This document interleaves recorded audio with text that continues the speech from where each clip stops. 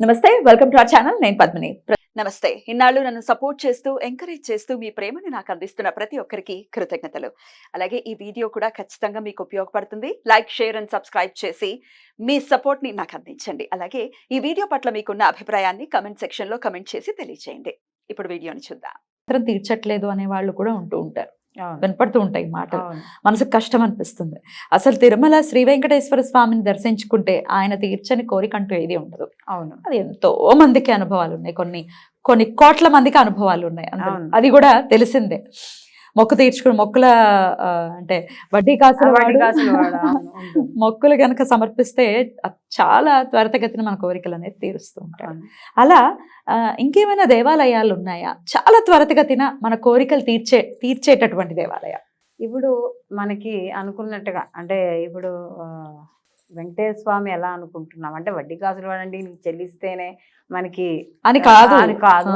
ఆ. నిజంగా ఏదైనా సరే మనస్ఫూర్తిగా ఏదైతే కోరుకుంటున్నామో కోరికలన్నీ నెరవేరడం అనేది జరుగుతుంది. ఏదైనా మనకి పెద్దవాళ్ళు చెప్పింది ఏంటి, ధర్మబద్ధమైన కోరిక. అవును. అయితే నేను ఈ మధ్యన అంటే ఒక 3-4 ఏళ్ల క్రితం అనుకోవచ్చు, ఎందుకు ఒకసారి మా అక్క వాళ్ళు బెంగళూరులో ఉండేవాళ్ళు. ఇదివరకు ఎప్పుడో కాస్త ఒక 4 ఏళ్ళు కాదు, ఒక 6 ఏళ్ళు అవుతుందేమో ఉండేవాళ్ళు అక్కడ. ఉన్నప్పుడు ఒకసారి అక్కడ అసలు బెంగళూరులో మనం చుట్టుపక్కల ఏముంటాయి అని చూసుకుంటాం కదా. చూసినప్పుడు అక్కడ నాకు ఎవరో ఒకళ్ళు చెప్పారు, నిమిషాంబిక అమ్మవారు అని చెప్పి. నిమిషాంబిక అమ్మవారు. అది ఏమిటి పేరు భలే విచిత్రంగా ఉంది. మనం మామూలుగా అయితే భువనేశ్వరి అమ్మవారనో లేకపోతే అక్కడ చాముండేశ్వరి అమ్మవారనో ఇలా రకరకాల. నిమిషాంబిక అమ్మవారు ఏంటి అని అంటే ఆవిడ దగ్గరికి వెళ్ళి మనం నిజంగా మనస్ఫూర్తిగా మనకి ఏదైతే బాధ ఉందో ఆ కోరికను కానీ మనం అడిగితే నిమిషాల్లో తీరుస్తుంది ఆవిడ. ఆవిడని చూస్తే కూడా నిజంగా అసలు ఆవిడ మొహం చూసి ఎంత అందంగా ఉంటుందంటే అసలు నాకైతే చాలా ఆనందం వేసింది. దాని తర్వాత మేము ఫ్యామిలీ వెళ్ళాం, చాలా బాగుంది. అయితే నేనైతే ఏదైతే అనుకుని వెళ్ళానో ఆ కోరిక మాత్రం నిజంగా అది నిమిషాలనే చెప్పచ్చా. నేను అక్కడికి వెళ్ళి మళ్ళీ నేను ఇంటికి రిటర్న్ అయ్యి వచ్చిన తర్వాత కోరిక తీరిందా?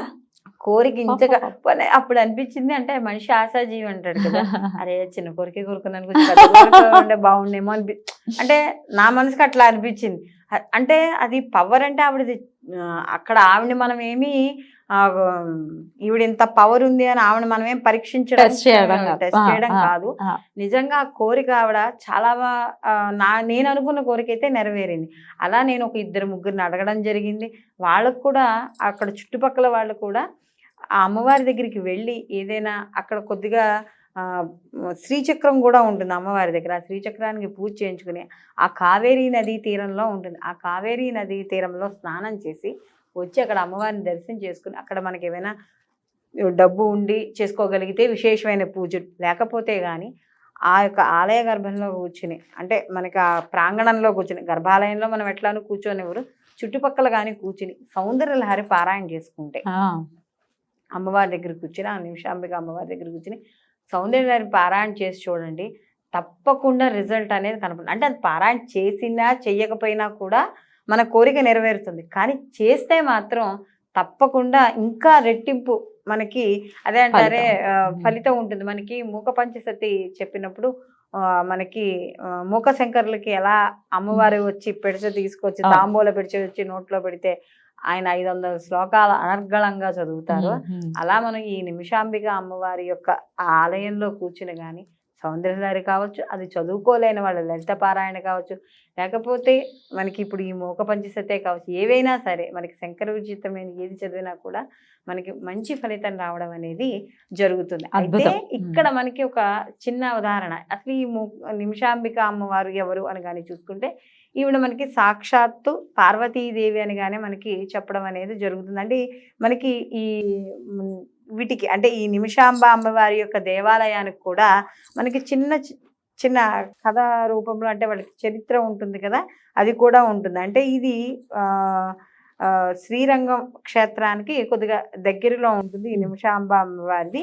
ఈవిడ పార్వతీదేవి యొక్క అంశతో ఉండడం అనేది జరుగుతుంది. అయితే ఇక్కడ గజాం అనే గ్రామాన్ని దాంట్లో అక్కడ ఈ చిన్న పల్లెటూరు అనమాట. ఈ చిన్న పల్లెటూరులో ఈ యొక్క నిమిషాంబిక అమ్మవారి యొక్క ఆలయం. అయితే పూర్వం ముక్తకుడు అనే ఒక ఋషి అనే ఆయన ఉండేవాట. ఆయన సాక్షాత్తు శివుడు అంశ. ఈయన లోక కళ్యాణార్థం కళ్యాణం చేద్దామని చెప్పి మొదలుపెట్టాడు. ఎప్పుడైతే ఈయన లోక కళ్యాణార్థం యాగం మొదలుపెట్టాడో సహజమేగా, పూర్వం మనం అన్ని పురాణాల్లో చదువుకున్న ఎవరు లోక కళ్యాణార్థం మొదలుపెట్టినా ముందర రాక్షసులు వస్తారు ధ్వంసం చేయడానికి. అలా రాక్షసులు వస్తే ఈయన పాపం ఎంతో ప్రయత్నించాట. ఈ ఋషి ప్రయత్నించినా కూడా ఆయన వల్ల కాకపోతే అప్పుడు ఆ అమ్మవారు ఈ యజ్ఞగుండంలోంచి అమ్మవారు వచ్చి అంటే ఇప్పుడు మనకి దాక్షాయణిగా ఆవిడ ఎలా వచ్చింది అలాగా ఈవిడ కూడా యజ్ఞగుండంలోంచి వచ్చి ఆ యొక్క రాక్షసులను వధించి ఈ యాగం సంపూర్ణ అవడం అనేది జరిగింది. ఎప్పుడైతే ఆవిడ ఈయన తలుచుకోగానే ఆవిడ యజ్ఞగుండం నుంచి వచ్చిందో కాబట్టి ఈవిడ తక్షణం అనుకున్న కోరికలు అంటే నిమిషంలో మనం అనుకున్న కోరికలు ఈవిడ తీరుస్తుంది. అంటే ఇప్పుడు చూడండి, నిమిషం అంటే కనురప్పేసి, నిమిషం కూడా అంటే ఇలా మనం కనురప్పేసి తెచ్చే లోపు క్షణమాత్రంలో మనకి ఈ కోరికలను తీర్చడం అనేది జరుగుతుంది. అయితే ఇక్కడ విశేషంగా కూడా మనకు చెప్పేది ఏంటంటే, మనకి ఈ అమ్మవారి ఇక్కడ ఆలయంలో ముఖ్యంగా అమ్మవారికి మనం ప్రతి చోట శ్రీచక్రార్చనలు, కుంకుమ పూజలు, అభిషేకాలు ఇవి మనకి ప్రతి చోట అమ్మవారి దగ్గర జరిగేవి. అయితే ఇక్కడ మాత్రం అమ్మవారికి సమర్పించే గాజులు దండ, నిమ్మకాయలు ఇలాంటివి అమ్మవారికి సమర్పించడం అనేది జరుగుతుంది. అయితే ఈ సమర్పించినవన్నీ కూడా ఏం చేస్తారంటే ఇంటికి తీసుకెళ్తారు.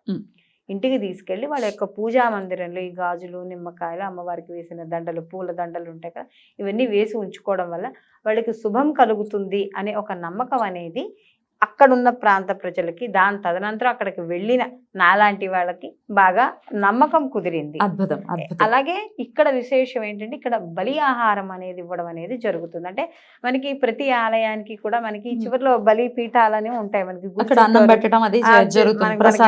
ప్రసాద పెట్టడం అనేది జరుగుతుంది. అంటే బలి అంటే వేరేగా ఆలోచిస్తారు కానీ మనం బలి ఆహారం అని ఇస్తాం. అందుకనే ప్రతిరోజు కూడా ఎవరైనా యజ్ఞయాగాది క్రతువులు చేసిన వాళ్ళు కూడా ఏం చేస్తారంటే, అక్కడ ఆ రోజుకి మనకి సమాప్తం అయిన తర్వాత మనకి ఎర్రటి అన్నంలో కాస్త కుంకుమ కలిపి మనకి 8 దిక్కుల్లా కూడా మనకి పెట్టేసి వెనక్కి తిరిగి చూడకుండా రావడం అనేది జరుగుతుంది. అక్కడ బలి ఆహారాన్ని పెడతారు అక్కడ. అందుకని అలాగే ఇక్కడ కూడా ఈ ఆలయంలో కూడా బలి ఆహారం అని పెట్టి, దేనికోసం పెడతారు అంటే కాకుల కోసం పెడతారు. ఆ పూజారి వచ్చి ఆ బలి ఆహారాన్ని పీఠం మీద ఆహారాన్ని పెట్టి వెళ్ళిపోయి గంట కొడతారట. ఆ కొట్టిన గంట చప్పుడుకి ఎక్కడెక్కడి నుంచి వచ్చిన కాకులు వచ్చి అక్కడ ఆ ఆహారాన్ని తిని వెళ్తాయి. కాబట్టి అక్కడ విశేషం అంటే మామూలుగా మనకి ఇక్కడ చిన్న చిన్న గుళ్ళలో మనకి ఇలా ఉన్నా కూడా, అంటే ఇప్పుడు అంత పార్వతీదేవి అంశతో ఉన్న ఆవిడే నిమిషాంబ అమ్మవారు అనుకున్నప్పుడు మరి అక్కడ ఏదో విశేషం ఉండాలి కదా. అక్కడ విశేషం లేకుండా ఇంకా ఎట్లా ఉంటుంది. కాబట్టి ఆ కాకులన్నీ వచ్చి ఆ యొక్క ఆహారాన్ని తినడం అనేది జరుగుతుంది. అలాగే ఈవిడ యొక్క నిమిషంలో ఆవిడ యొక్క యజ్ఞగుండం నుంచి వచ్చి ఆ యొక్క యాగాన్ని సంపూర్ణం చేయడం, ఆ యొక్క లోక కళ్యాణార్థం జరిగింది. కాబట్టి ఇక్కడ వెళ్ళి ఎవరైతే భక్తులు ఉన్నారో ఆ భక్తుల యొక్క కోరికల్ని ఆ యొక్క నిమిషాంబిక అమ్మవారు నిమిషాల్లో కోరికల్ని తీర్చగలుగుతుంది అని చెప్తారు. అయితే ప్రధానంగా ఇక్కడ మన ఆలయాలు ఇక్కడ మైసూరుకు దగ్గరగా ఇక్కడ మనం చూసుకున్నా కూడా, ఈ గంజాం అనే దాంట్లో చూసుకున్నా కూడా, మిగిలిన వాటిల్లో కూడా అంటే ఇప్పుడు మనకి తిరుపతి ఉంది, వెంకటేశ్వర స్వామి ఉన్నారు, కానీ మిగతా చోట్ల కూడా వెంకటేశ్వర స్వామి గుళ్ళు ఎలా ఉన్నాయో అలాగే ఇక్కడ కూడా ప్రతి చోట. హైదరాబాద్ లో ఉందా? హైదరాబాద్ లో మనకి బంజారా హిల్స్ లో ఉంది. నిమిషాంబిక అమ్మవారు ఉంది అక్కడ. కానీ బెంగళూరులో అక్కడ శేషంగా స్థల మహిమ కూడా ఉంటుంది కాబట్టి బెంగళూరు వెళ్ళినప్పుడు ఖచ్చితంగా అమ్మవారిని దర్శించుకుని, ఒకవేళ అక్కడికి వెళ్ళినప్పుడు ఇక్కడైనా దర్శించుకుని అమ్మ అక్కడికి కూడా వచ్చే భాగ్యం కలిగించు. ఎందుకంటే అక్కడ మనకి ఇక్కడ మామూలుగా ఎక్కడైనా అమ్మవారు ఒకటే, ఎందుకంటే ప్రతిష్ఠించేటప్పుడు కింద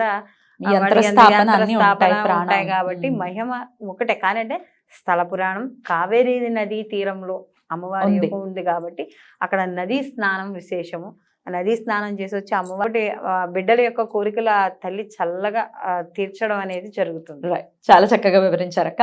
తప్పకుండా బెంగళూరు సైడ్ వెళ్ళినప్పుడు అమ్మవారిని దర్శించుకోవాల్సిందిగా మనవి. రైట్ అక్క, థ్యాంక్ యూ సో మచ్. నమస్తే. నమస్తే.